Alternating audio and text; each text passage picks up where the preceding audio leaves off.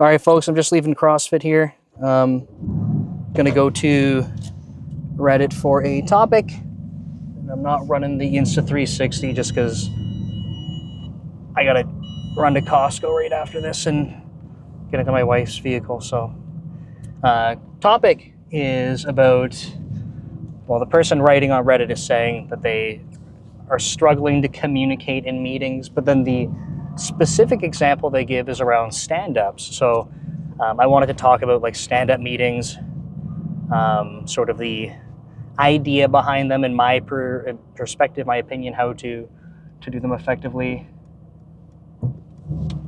And how someone like this person can say, do a better job, because what they're describing is essentially the way they said is they feel invisible. Like no one's asking them about what they're doing, but they're saying, I have colleagues that are doing similar things and people are asking about their status updates. So they're like, I just feel invisible. Oh, my wife's behind me. I thought she already left. One of the comments, someone was saying like, hey, like, why don't you talk to your manager about, like, this is the advice I give, right? Like, why don't you talk to your manager about this kind of stuff in terms of expectations, visibility? And they said, I'm not reading the message or the post directly, but something along the lines of, I'm afraid if I go to my manager and start talking about this kind of thing, they're essentially going to have higher and higher expectations of me. And essentially, they're describing like pressure and micromanagement will come from that. So I just quickly read the person's reply to that, and they were like, that sounds like you're pretty paranoid. So in context of this Reddit thread, I think that there's probably a little bit more to dive into in terms of like self-esteem and other things for this individual.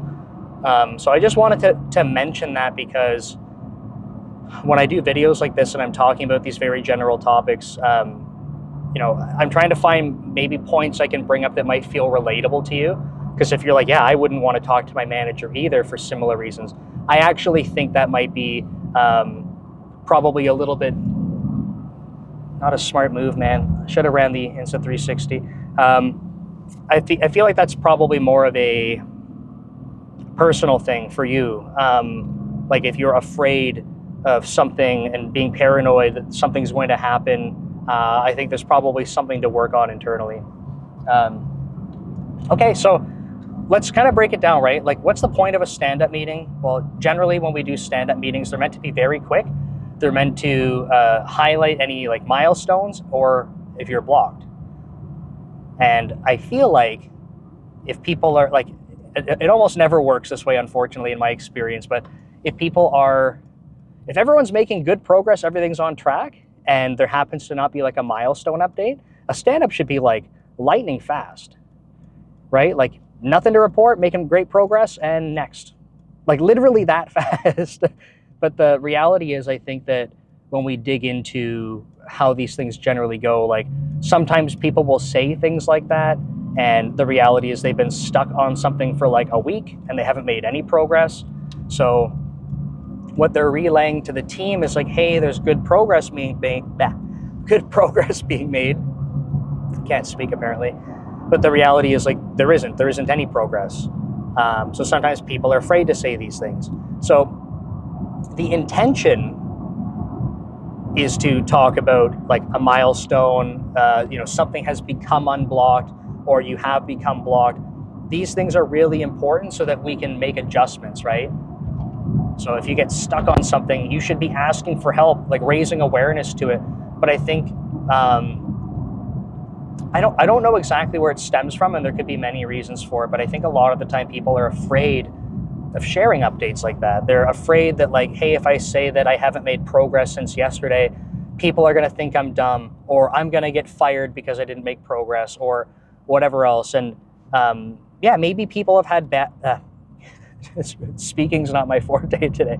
People have had bad managers in the past. They've had lousy teammates, whatever it happens to be. But I would try to not let that dictate your future, because the reality is that is the intention of a stand-up. It's very quick updates to make sure you're not blocked, to make sure that you're progressing. So I would always recommend to people, and I spend more time with more junior engineers talking about this, especially because like if they're new to the work environment, say they're like early in career, their only other experience with projects might be like stuff in school or stuff they built on the side, and they may not really be familiar with like other stakeholders that need to have awareness of their projects. Like they have teammates that might have changes that are blocked by their deliverables. There might be other teams waiting. There might be milestones that we have to land things so that we can ship it to customers. So a lot of this can be very new. This Hummer has the smallest wheels on a Hummer I've ever seen in my life. It looks like a toy. Maybe this is just how Hummers look. I don't have my Insta360, but can you see that? I don't know. At the front, maybe not. Anyway, I should have had my camera going. It just looks ridiculous. But yeah, I have to coach these individuals to remind them, like, look, like I'm not going to get mad at you if you're behind on something, right? Like, I walk them through a hypothetical scenario of like, let's imagine that we talked about when we're expecting your work to get done, and we said it's going to take 2 weeks. It's going to be by the end of, let's say, this sprint boundary that we've set up. So you're saying it's going to take 2 weeks. We kind of agree to that. Like that's the commitment, and you're, a couple days into it, and you're like, I really haven't even started, and I would have expected that I would have been further, but I've just been stuck. And then like a week goes by, and you're like, man, like I am not halfway through this work. I'm barely scratching the surface. And then a week and a half, right? You're like, okay, like I'm starting on this, but like there's no way it's going to finish by the end of this sprint. And then the sprint end comes, and it's like, okay, like what's the status? And it's like, I'm not even halfway. Like if we think about the outcome of this, right? Like as a stakeholder for this work, would I rather know that at the end after 2 weeks, when the only thing I can do is say, oh, like I guess we missed the target? Or would I rather know as soon as possible, because I'm there to try and help you? My wife's passing me because these other cars are driving slow.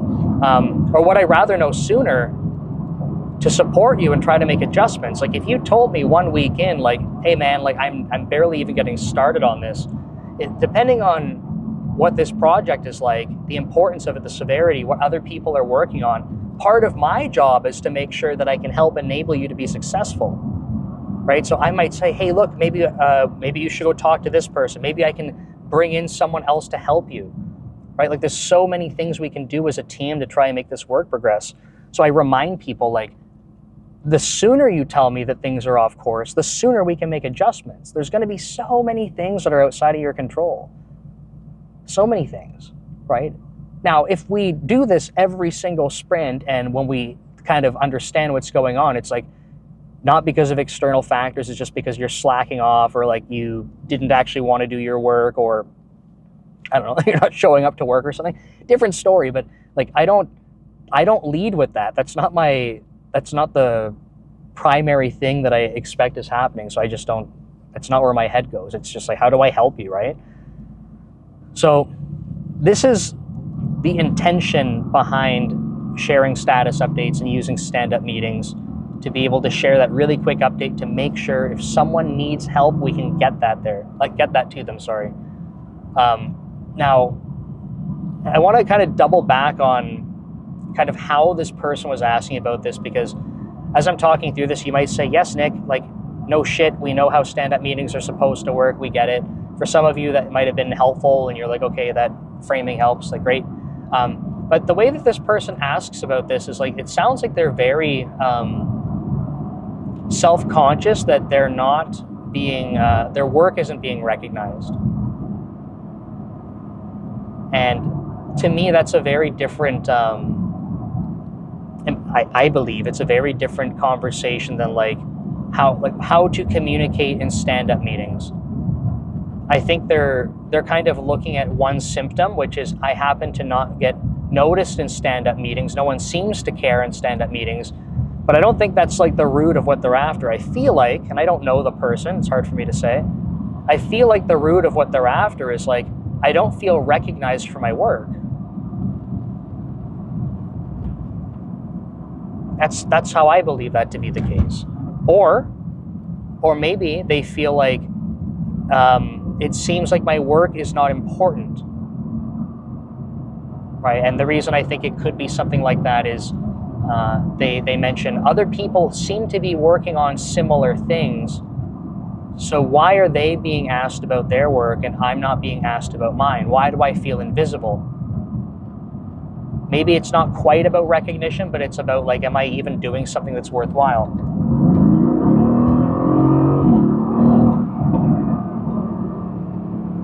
Sorry, people are going like half the speed limit. I can see my wife is like half a mile ahead of me because I've just been like hanging out behind slow cars. We can't let her win, but she's gonna win. So I actually, that's why I said at the beginning of this video, I think there's something a little bit deeper going on here. So I wanted to just spend a couple of minutes talking about this because if this feels relatable to you, I think there's more exploring that we have to do into this. And when I say we, I mean, unfortunately, you.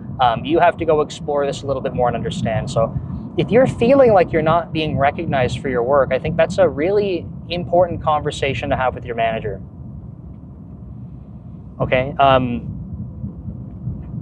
If we think, like, I want you to put yourself in your manager's shoes for a moment. Recognition is actually not a trivial thing. It sounds like it might be trivial. People do work. You say, hey, great job. Or you say to the team, hey, look at Billy. Billy did an awesome job. Everyone clap for Billy, right? Like, these are things when people think of recognition, it's like raising awareness to people doing a good job, I think is a common way that people often associate with, like, or a meaning they associate with recognition. And the reality is that people like being recognized in different ways. They want to feel appreciated. They want to feel valued. That does not necessarily mean they want attention brought to it. So some managers they stay on top of recognition, but they don't do it effectively. Some managers don't do any recognition. Some managers will understand that like everything is situational, and they understand that they have individuals on their team that like recognition in certain ways. Some people do want attention brought to them. They feel better when there's like visibility brought this way. Some people hate it. I have absolutely worked with people in my career, and I learned this very early on. They were like, I literally never want you to say in front of a group of people, like, look, this person did a good job. They're like, I hate it. I can't stand it. It makes me so uncomfortable. But they were very, appreciative, behind closed doors. They're like, hey, you did awesome on this. Like, thank you for all your efforts. People like recognition in different ways. Some managers probably don't even know this, unfortunately. My phone's trying to connect to my wife's car. That's great. So I think you should honestly have a conversation with your manager, bring it up, and just talk about like, hey, in terms of being engaged,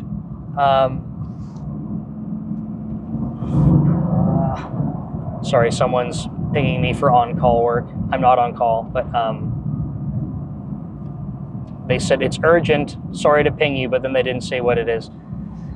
Okay, I'm almost home.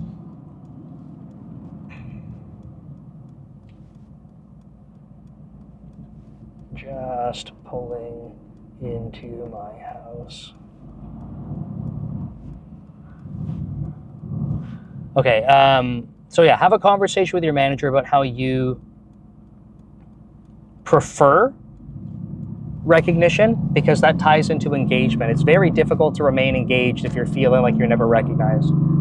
And then the other thing, and I'm going to make this part short just because I got to drive to Costco, but I also have to help with this on-call situation, is if you're feeling like you don't understand the importance of your work, if you're like feeling like, hey, it seems like other people's work is important, why not mine? And what the symptom you observe is that no one's asking you about it. Have a conversation with your product owner or your manager to understand it. I think it's super important for people to understand the importance of their work, the value it adds for customers, the value it adds to the business. Sometimes people gloss over this, especially if you feel like, there's a never-ending backlog. It's just work, work, work. Like, yeah, dig into understanding why. I think it makes a tremendous difference for keeping people engaged. And I honestly think that when people understand why, they can get more creative regarding their solutions to things. Did my wife leave me enough room? She did, okay. So I think that's what I have to say about that. Sorry for kind of the abrupt end. And I'm going to try to this weekend record a burnout video with my wife, who is right there. She's getting the garbage. Okay, see you guys later. Thanks.